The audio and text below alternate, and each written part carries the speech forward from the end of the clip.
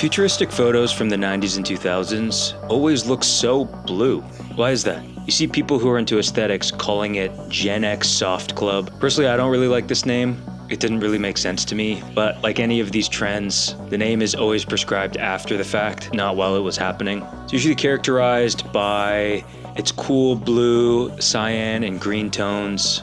But if you're looking to understand more of this aesthetic, don't go on Pinterest. Start by looking at old architecture publications. This is one of my favorites, Wonderwall. A lot of images on Pinterest are done by modern graphic designers. Obviously, there's no problem with that, but they weren't the original. A lot of trance and electronic music used this type of aesthetic. We saw it in classics like All About Lily Choo Choo and Fallen Angels, even modern groups like After and Okilu using the color blue in this way. So we have a lot of people talking about this aesthetic, but not really the technical reasons how we got there. So first of all, let's talk about the color blue and why it's the color of the future. Things like the sky, the ocean have always sort of represented limitless possibilities or things that were out of reach, but they also represented calm and of course scale. It's this kind of breathable future that's not so distant, but just outside of our reach. These early shots were done on film, so you get that natural grain. You also got a much nicer light fall off. Okay, so as I cut the Instagram version of this video, I put it out online. The major unlock came from point of discussion, which is great.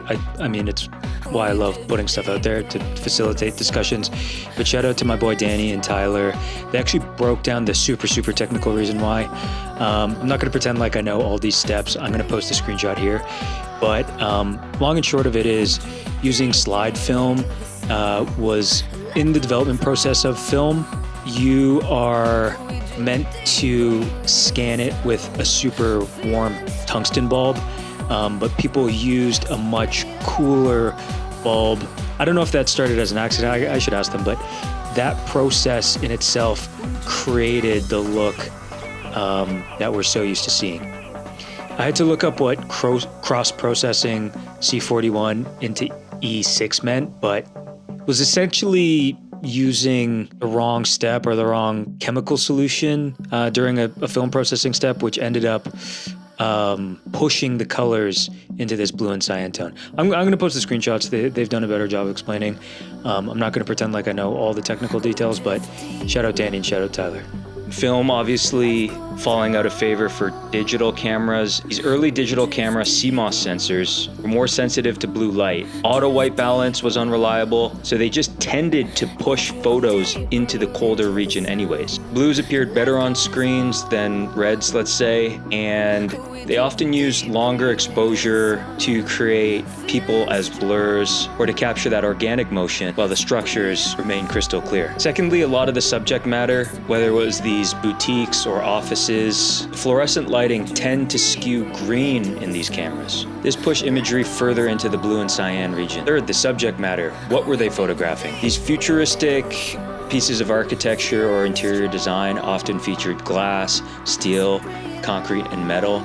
All these materials generally happen to be cold.